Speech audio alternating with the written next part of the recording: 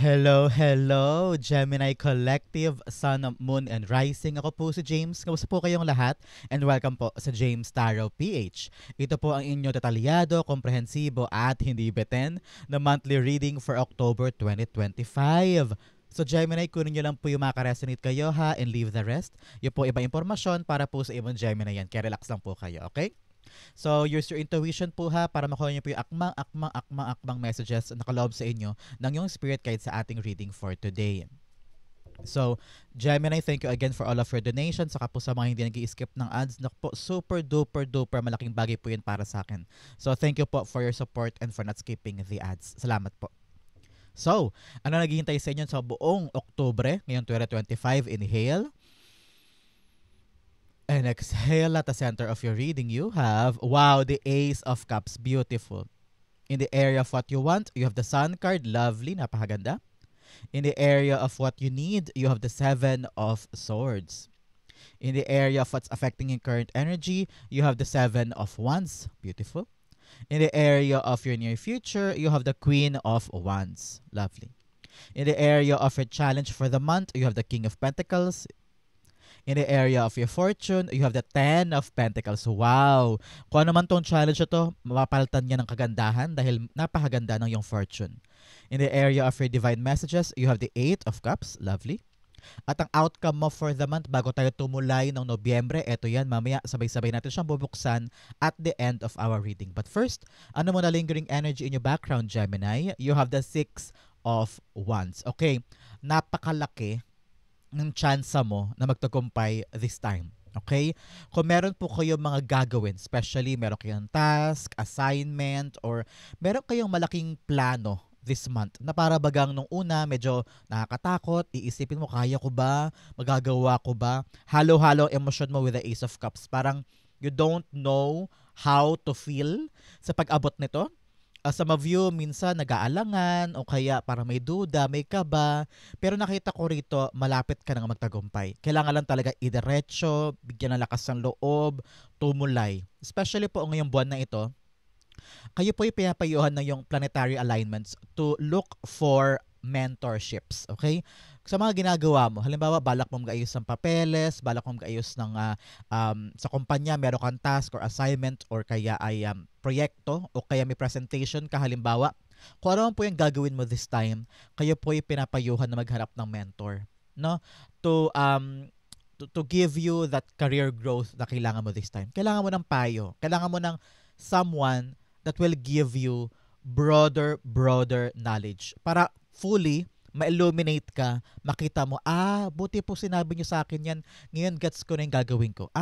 Yan pala pinagdaanan mo, sir, yan pala pinagdaanan mo last time, ma'am, dito sa ginagawa ko ngayon. Ngayon alam ko na po yung iiwasan ko. So, with the mentorship, kahit ano man yan, sa boss mo, sa teacher mo, sa supervisor mo, sa coworker mo na medyo may edad, na matagal na sa trabahong yan, maaaring makatulong siya sa'yo para magtagumpay ka sa ginagawa mong ito.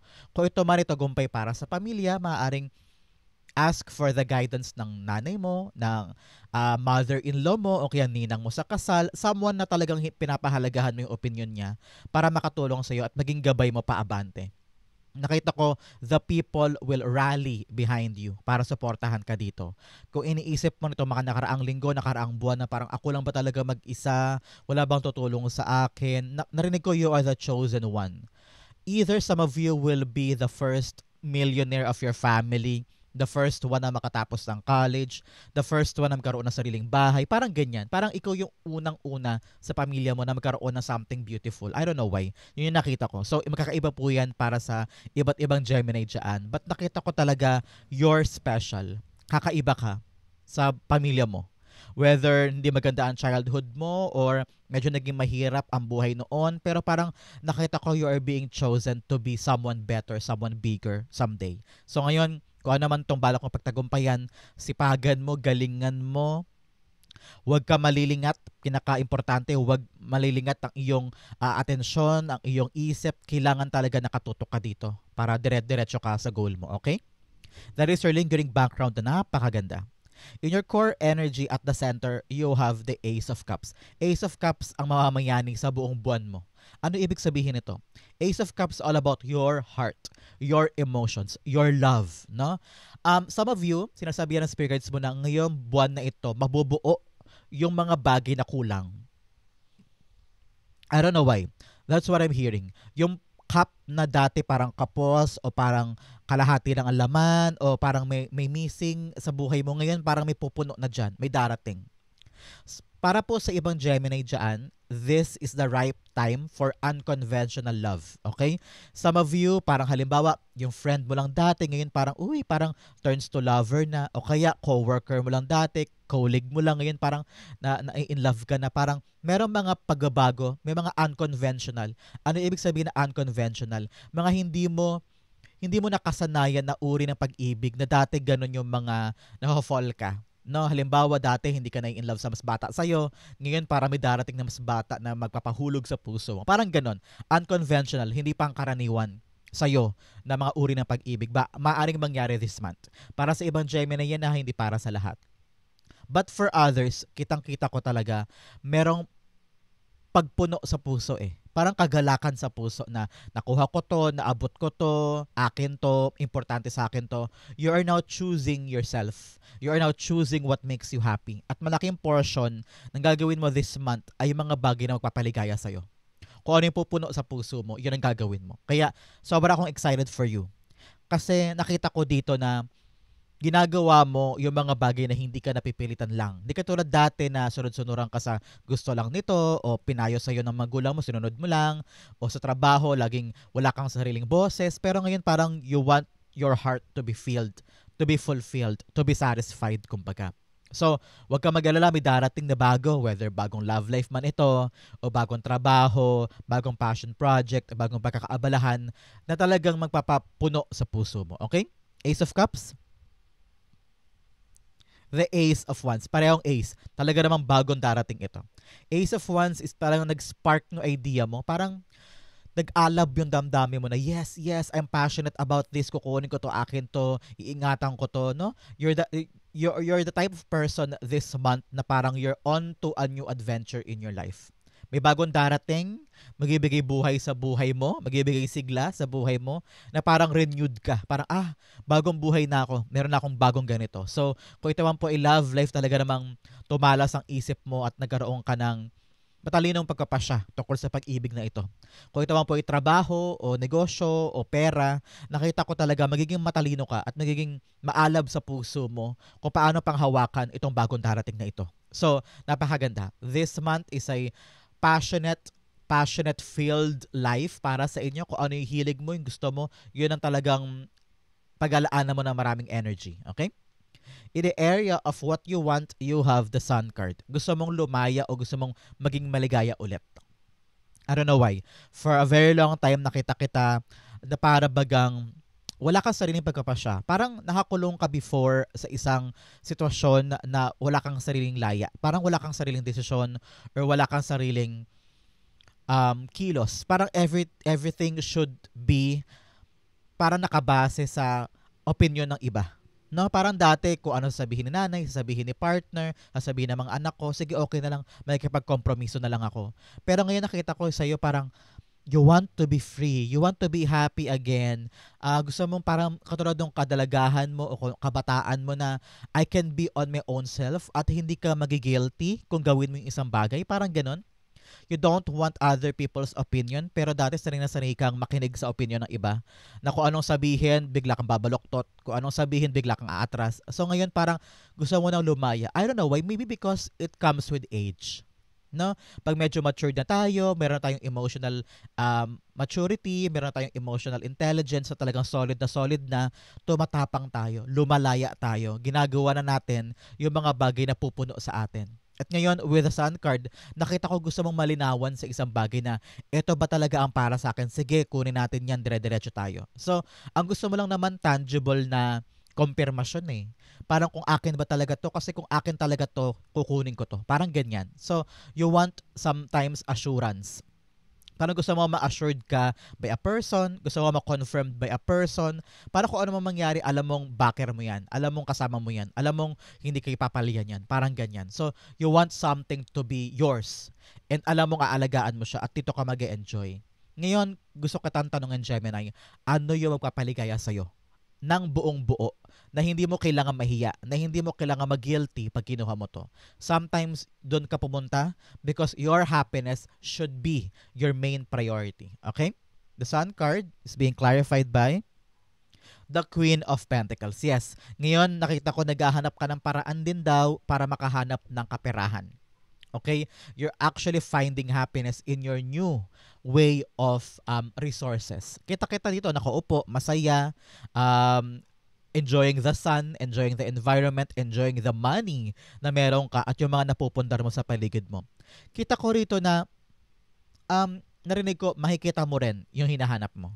Makikita mo rin yung tamang trabaho o yung tamang pagkakakitaan para lumago ang pera. Kitang-kita ko yung I don't know why. I'm seeing the frustration also. For some Gemini ito hindi para sa lahat. Nakita ko yung frustration na saan ba ako makakahanap ng kalayaan ko pagdating sa aking pera? Saan ba ako makakahanap ng kaligayahan ko na hindi na ako mag-iisip pa kung saan ako kukuha ng pambili ng ganto, pambili ng ganyan, saan kamay ng Diyos ako dudukot ng pambili ng panggastos dito. And ayaw mo na nung pakiramdam na parang laging kulang. Especially here with the Ace of Cups. Gusto mo laging puno. Gusto mo laging, kung hindi apaw, gusto mo laging assured ka na meron akong makukuha dyan every time. Na hindi ako mangangamba na baka wala na, baka ubos na, baka kapos na. You want to have more. At hindi yan mali. Huwag ka magigilty dyan, Gemini, ha? Pag gusto mo na mas mahigit pa, huwag ka matakot. Huwag mong ikahiya ang nararamdaman mo. Kasi lahat tayo gusto niyan. Yung meron tayong madudukot, meron tayong masusube, meron tayong makakain, meron tayong makapakinabangan sa oras na kailangan natin. At kailangan mo talaga ng freedom, financial freedom ito kitang-kita ko Financial freedom and financial happiness, yun ang gusto mo this time. And I'm seeing here, mangyayari yan, okay? In the area of what you need, you have the Seven of Swords. What you need is a different approach. Okay? Some of you, parang pinapayuhan, huwag masyadong magtiwala sa ibang tao. Okay? Especially po pagdating sa inyong pera, pagdating sa inyong negosyo. Hindi porkat kakilala mo na yan ng 10 years, 20 years, hahayaan mo na lang na hawakan ng wallet mo, malaman ang bank account mo, malaman kung saan mo dinadala ang payslip mo, o malaman kung paano mo tinatabi ang kapirahan mo sa bahay. Make sure na kung ano yung mga secret, manatiling secret sa'yo. Hindi porket friends mo yan, talaga namang lahat binubuyang-yang mo. Make sure na magkaroon ka rin ng kahit kakaunting trust issues man lamang. Okay? Make sure na protektado mo yung para sa'yo. Because other people are not reliable 100%. Okay? Ngayon nakita ko na kung may mga proyekto ka daw, may mga balak kang gawin, may mga plano, ikaw mismo dapat ang punong abala. Huwag mong iaasa sa iba. Kasi baka mamaya mapurnada, madelay, o kaya baka mamaya hindi mo makuha yung inaasahan mo dahil pinasa mo sa iba yung responsibilidad na dapat nakatutok ka.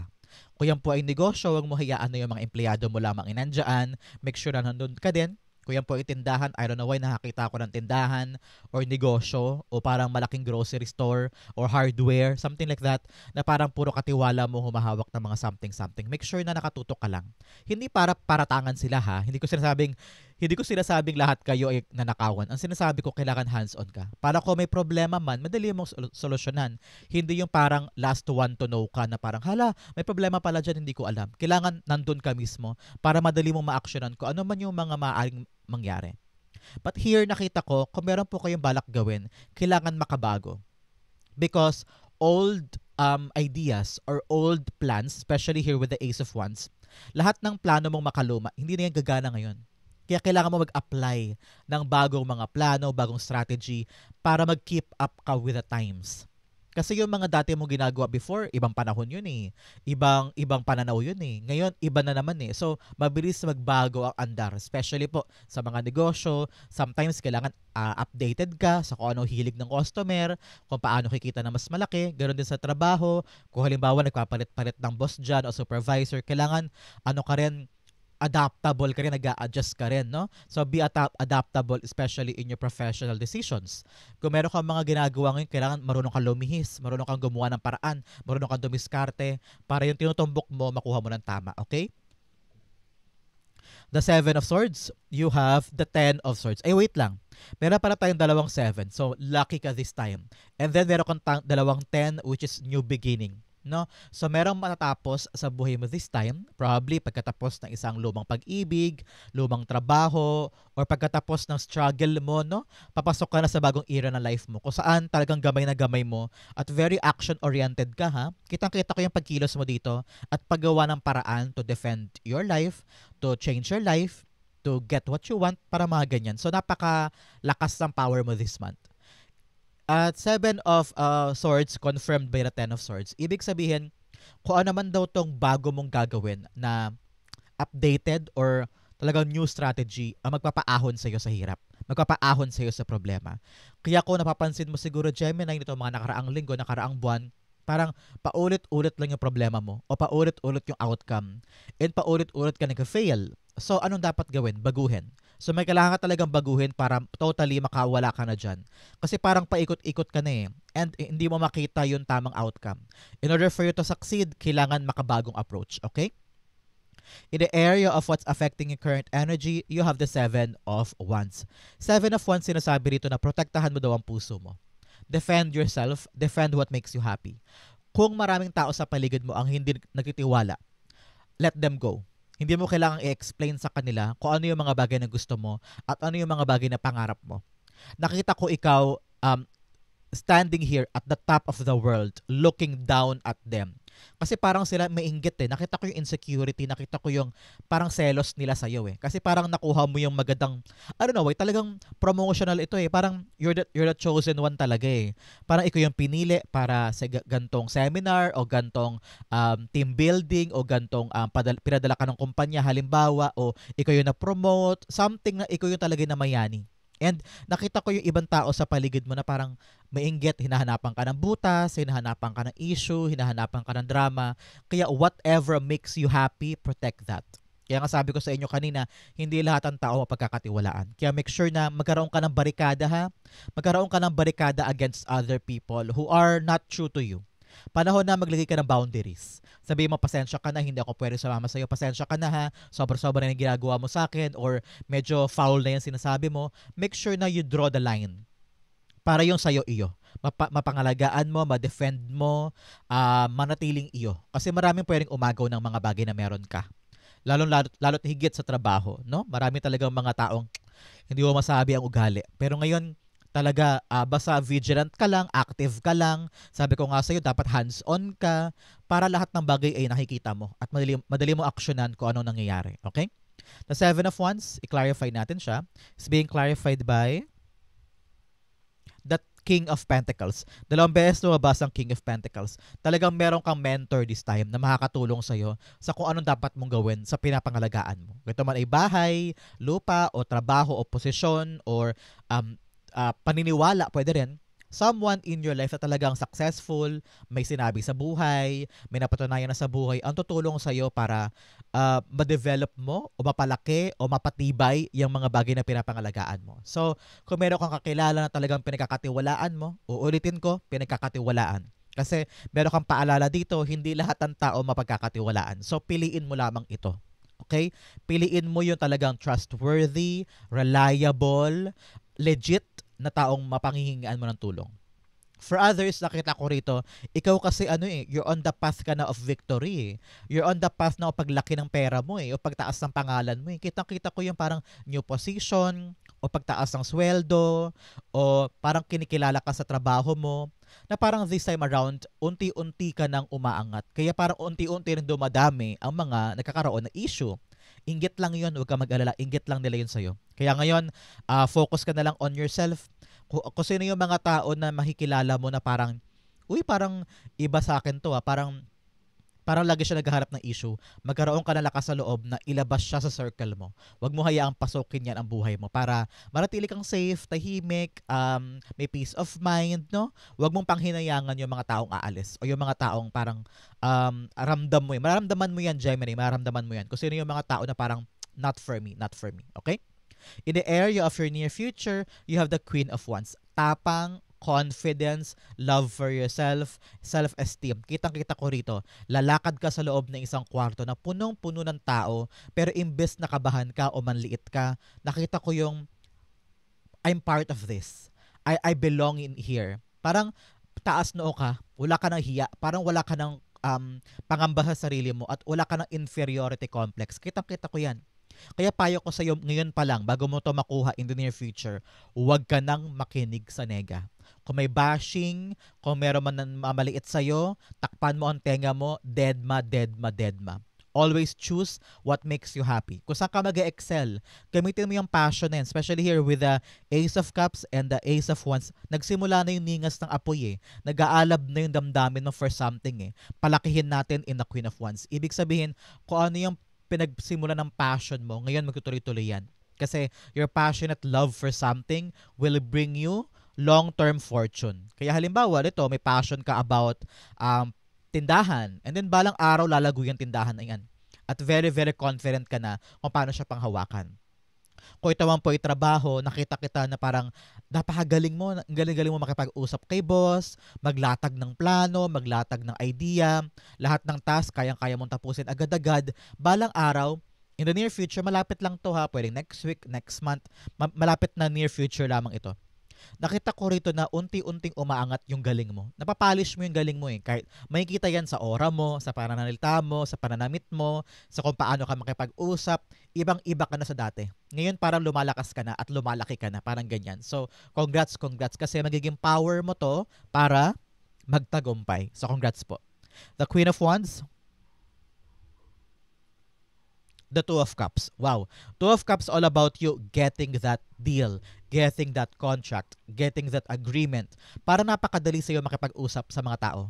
Napakadali sa'yo para i-persuade sila o makuha ang loob nila. Kung ito man ay interview o kaya pakikipag-usap, pakikipagpalitan ng kuro-kuro o kaya pakikipagpalitan ng suggestion, no? Para napakadali sa iyo ang ugnayan. Your communication will be your power.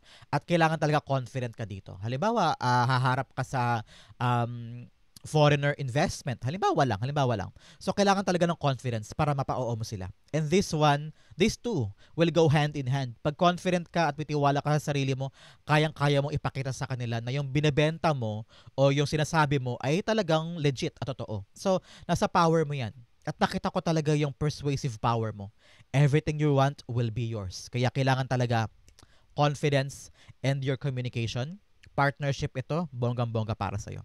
In the area of your challenge for the month, you have self-sabotage, procrastination, negative self-talk, and fear of failure undermine your success. Yes, overcoming and resilience. Ngayon, pinapaalalahanan ka, huwag kang daw mag-self-sabotage. Huwag mo hayaan na ikaw mismo ang haharang sa tagumpay mo. Halimbawa, meron dumating na trabaho, may dumating na promotion, pero sabi mo, ay ayoko po, hindi po ako magaling, mahina po ako, hindi po ako mataling na sa iba nyo na po ibigay. Lahi kang tumatanggi sa grasya. Kasi iniisip mo hindi mo kaya, iniisip mo mahina ka, iniisip mo baka hindi ka mag-keep up doon sa expectation, iniisip mo lagi yung bigat. Pero hindi mo iniisip kaya mo eh. Magaling ka, matalino ka, especially here with the Queen of Wands eh. Pairalin mo yung lakas ng loob mo. Okay lang maging delulu, sa totoo lang. Okay lang maging delulu at saka maging makapalang muka. Actually, inggit na inggit nga ako sa mga taong makapalang muka. Kasi sila, wala silang inhibitions, wala silang pakialam sa sabihin ng tao kung anong gusto ko.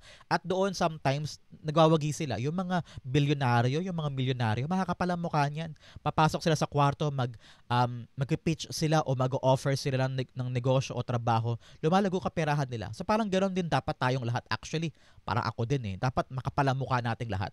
For us to get what we want. Okay? Another message, you have Shadow Alchemy.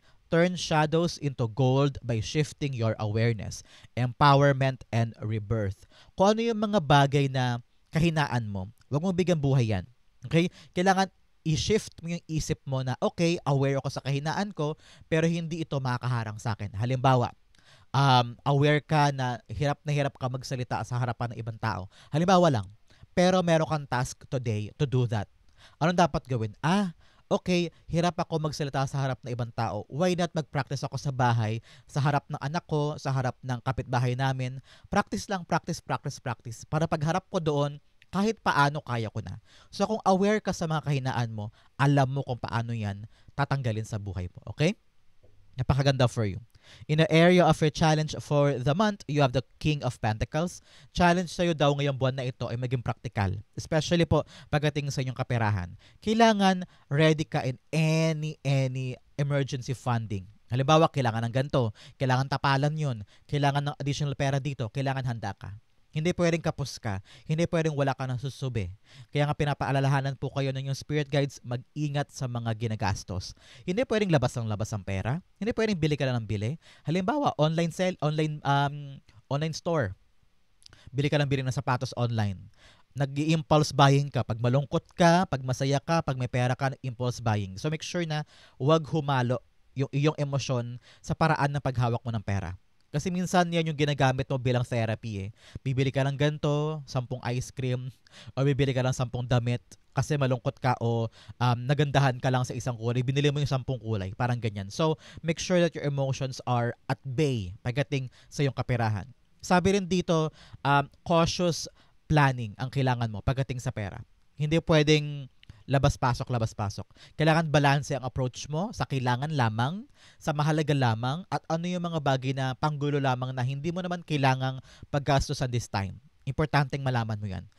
Budget, budget, budget, and be practical. Ano ibig sabihin yan? Kung alimbawa, bibili ka ng gantong gamit, meron bang mas mura? Meron bang mas mura pero matibay naman? So, wag kang magkasya lamang sa isa. Maging practical ka sa approach mo. Okay? King of Pentacles, Seven of Pentacles. Yes, it's all about the things na pinupundar mo. Yung mga tinatanim mo at inaalagaan mo para tumubo. Sabi rito, wag na wag ka madi-distract. Okay? You've been waiting patiently for something. May hinihintay ka. Ang mangyayari kasi dito, pag matagal ka naghihintay tungkol sa isang bagay, baka mamaya malingat ka. O baka mawalan ka na ng pag-asa, mawalan ka na ng gana, pumunta ka sa iba. Sayang naman yung hinihintay mo. Sayang naman yung naitanim mo na luha, pawis, pagod, pera sa isang bagay kung lagi kang aalis. Ngayon nakita ko rito na stick. Stick on what you know and stick on what you're waiting for. Kasi nakita ko rito na para bagang sayang eh. Kita mo na eh, makukuha mo na eh. Ang kailangan lang talaga talino at saka diskarte para magbunga siya eh. Especially here, may mga bago ka talagang strategy na kailangan gawin para yung hinihintay mong pagkalugmok o parang paghihirap ay makaalpas ka. At ganoon din dito. May hinihintay ka ng sobrang tagal eh. Pero akala mo lang hindi para sa'yo, akala mo lang wala nang kwenta, pero merong kwenta siya eh. May halaga siya for you. Ang kailangan mo lang talaga ay kakaibang diskarte para makuha na yan. Halimbawa, past 3 months hindi kumikita yung negosyo mo. Halimbawa lang ha, example lang to para magets mo. Tapos ngayon, ganun pa rin ginagawa mo, wala kang ini-implement na bago. So para makuha mo yung bunga na ina-acquire mo na lumagpas ka sa gantong threshold o gantong kita, kailangan meron kang i-implement na bago para umattract ka ng bagong clients or customer para yung ina-achieve mo ay makuha mo na siya, okay? In the area of your fortune, you have cleansing waters. Purification activates a vibrant life force. Kaya po yung pinapaalalahanan ng yung spirit guides to go on a ritual bath. Yung parang therapy bath. Pag naliligo ka, sa tuwing binubuhos mo yung tubig sa ulo mo, always feel na yung tubig dinadala niya pababa lahat ng pain, lahat ng bigat, lahat ng iyak, lahat ng kinikimkim mo pababa hanggang drainage. Okay? Gawin mo yan everyday para meron kang renewed, replenish, matanggal lahat ng negativity sa katawan mo. Pag ginagawa mo yan, nakapikit ka, naliligo ka, pakiramdaman mo na nawawala sa katawan mo lahat ng bigat. Pag everyday mo yan ginagawa, gumagaan din ang aura mo at gumagaan din ang isip mo. Para everyday, kung ano man ang maging problema, kayang-kaya mong harapin. Now, the message you have, overcoming obstacles, you can overcome anything. Yes, kayang-kaya mong lagpasan ang hirap na to. Kayang-kaya mong bunuin ang mga bagay-bagay in your own definitive way. Alam ko kaya mo eh. Umpisa pa lang eh. Kayang-kaya mo eh. Pero dahil nga halo-halo ang emosyon, minsan nalilito ka, no? Pero kung susugod ka lang at talagang dedicated ka at meron kang disiplina sa isang bagay, dire-diretso ang tagumpay. Kayang-kaya mo kahit ano. In your fortune, you have the Ten of Pentacles. For Ten of Pentacles, all about your long-term money, long-term gains, o long-term na mga valuable things sa life mo. Pwedeng pamilya, kalusugan mo, pwede rin, kalusugan ng buong pamilya, o kinabukasan ng pamilya. Payo po sa inyo, especially po in your family, make sure na magkaroon kayo ng maayos at magandang relasyon, lalo't higit tungkol sa mga kapatid. Okay? Magkaroon daw po kayo ng careful communication para kung ano man po yung inaalagaan ninyo, binubusisi ninyo, ay hindi masira o hindi maging komplikado. Kung ito po yung mga properties o pamana o bahay, kung ano man pong issue sa pamilya, kailangan daw ay kapit basic lang, wag mag-away-away, wag magwatak-watak. Kailangan nasa same page tayong lahat. Parang ganyan. Para kung ano man po yung inaalagaan nyo, kung ito man po ay family business o may pera o ari-arian, para yung reward nun ay manatiling inyo. Nakita ko rin dito, when it comes to your health, mag-focus po kayo sa inyong wellness at matuto po kayo ng mga paraan kung paano kakalma ang isip mo. Halimbawa, meron mga palitan ng kuro-kuro, hindi magandang sabihan sa pamilya, kailangan kalmado ka. So maghanap ka doon ng paraan para kumalma ka, maging pasensyoso ka, humaba ang pasensya mo, no? So yun ang mga gawin mo. With the Ten of Pentacles in your fortune, sinasabi ng spirit guides mo, yes, kung ano po yung negosyo mo, tatagal yan. Yan po inaasikaso mo ng trabaho, yan na yun. Kung ano yung nakuha mong swerte this time, yan yung mga pangmatagalan mong gagawin at magdudulot sa'yo ng pangmatagalang kita at saka pangmatagalang blessing. Kaya ngayon, kung nilalakad nyo po yung papeles, halimbawa for loan, lakarin mo mabuti yan, maghanap ka ng paraan para magawa mo yan. For others, halimbawa meron kang hinihintay na retirement money o nabinbin na pera mula sa namayapang spouse o namayapang lolo, lola o nanay, tatay, panahon na para asikasuhin because ito yung magbibigay sa'yo ng pondo panimula sa buhay mo. Okay? Ten of Pentacles. The Strength card. Yes, magpakatatag ka lang daw. And be gentle to yourself. Okay? Be kind. Huwag mo masyadong bugbugin ang sarili mo sa mga nagaganap. Relax ka lang. It will come. Nakita ko rito na huwag mong pangunahan ng emosyon. Sabi ko nga kanina, kitang-kita ko sa pamilya, sa mga kapatid, sa mga anak. Make sure na kalma lang, kalma lang. Kasi magkakasama kayo dyan. Hindi kayo magkakaaway. Okay? So, kung ano yung long-lasting, yun ang bigyan mo ng maraming oras. Sabi dito, yung katatagan mo sa isang bagay, halimbawa, meron kang negosyo or sideline o meron kang trabaho, yung katatagan mo at tibay na loob mo dyan, magdudulot sa'yo ng pangmatagalang benefits. Okay?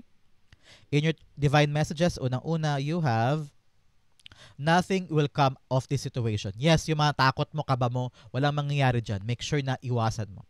Another message of surrender to the divine. Yes, surrender ka sa Diyos. Yung mga bagay na wala na sa kamay mo, yung mga bagay na kinakatakot mo, itaas mo na sa Kanya at tutulungan ka niya. Especially here with the Eight of Cups. Kitang-kita ko parang gusto mo na umalis, gusto mo mag-walk out. Sabi nito, harapin mo. Marami ka lang ngayon na kalabuan sa isip mo eh. Nakatakot ka lang o kaya nalilito ka lang, pero wag mo layuan. Wag mong iwanan. Nakita ko rito na stick on the things na valuable para sa'yo. Kasi kung iwanan mo yan, sino maangalaga dyan? Sino makikinabang dyan kung aalis ka? Panahon na para panindigan mo yung para sa'yo. And narinig ko, ang iwanan mo ay yung mga bagay na mapanakit. Halimbawa, yung mga toxic friends, toxic family members, o kaya yung mga bagay na hindi na para sa'yo, yung alam mo na parang dumurog lang sa'yo pero hindi naman napakinabangan, parang ganyan. So, yun ang dapat mong iwanan.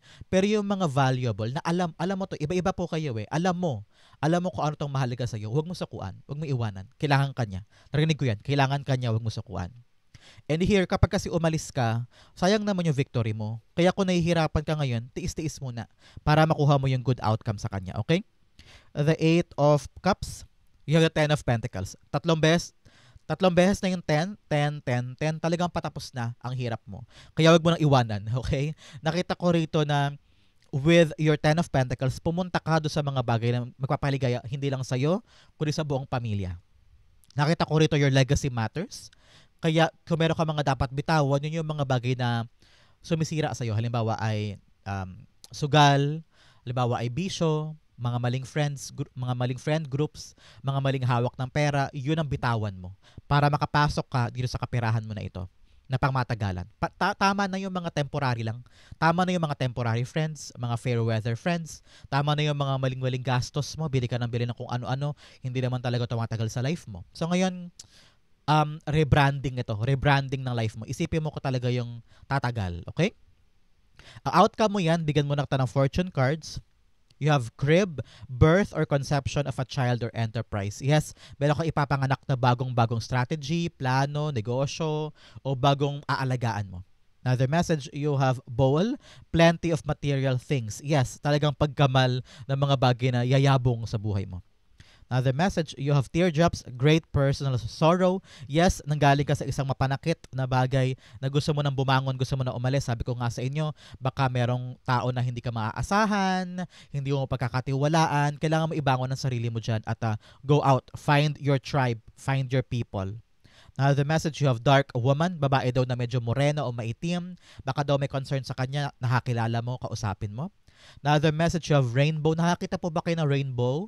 Itong recently lamang, whether sa pictures, sa personal, o sa image, sa internet, there is a confirmation this message is for you. The most difficult part of a situation is over. Yes, patapos na yung problema. Makakahanap ka na ng mga bagong strategy para lagpasan yan. And then, you have older man. Lalaki doon na medyo matanda sa'yo. Baka may concern din sa kanya. Babaeng morena o maitim at saka older man. Kausapin mo daw. Okay?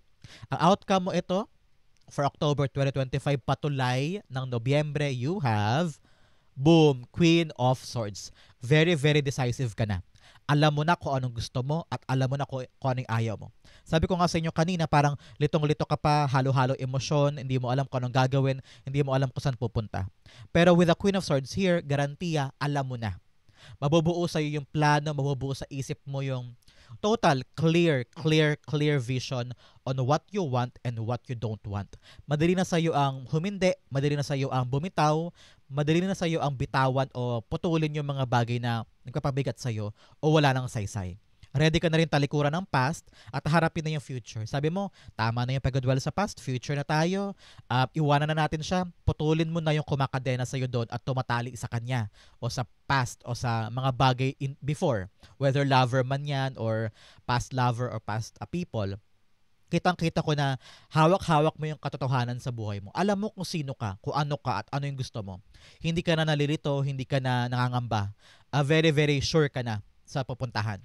Ang importante dito, Gemini, maging bukas palad ka. Kasi syempre, hindi naman lahat ng plano ay nabubuo talaga as it is. Minsan matuto ka rin maging flexible, maging adaptable, maging bukas sa maaaring mangyari. Pero ang mahalaga dito ay patungo ka na doon. Kaya ngayon, sabi ng spirits mo, be open to other people's idea, be open to the new surroundings, new places. Matuto ka mag-adjust sa mga bagong bagay para yung mga clear sa vision mo maganap. Okay? Queen of Swords. Four of Wands. Yes, celebration galore. Celebration galore. Kasi maaabot mo na yung milestone mo with this discernment. Kasi kitang-kita ko, alam mo eh. Tutumbukin mo eh. Wala kang sasayangin na oras. Wala ka ng time for playing games, for dishonesty. Wala ka ng times para sa laro-laro, sa mga temporary. So ngayon, tutumbukin mo talaga yung magdudulot sa iyo ng stability. Katibayan, katatagan para sa iyo, para sa pamilya. Yung magi-stay. Yung magiging permanente. Yun ang hinahabol mo. At yun ang magdudulot sa iyo ng pangmatagalang selebrasyon, kaligayahan, at milestone. So napakaganda for you. Sureness ang pagdating ng stability. Congrats po. Gemini, ito po ang inyong October 2025. Hopefully po yung nakaresonate ka. Comment down below na I'll be reading your messages. Thank you again for watching hanggang dulo. I love you. This has been James, so James Aria PH. God bless everybody.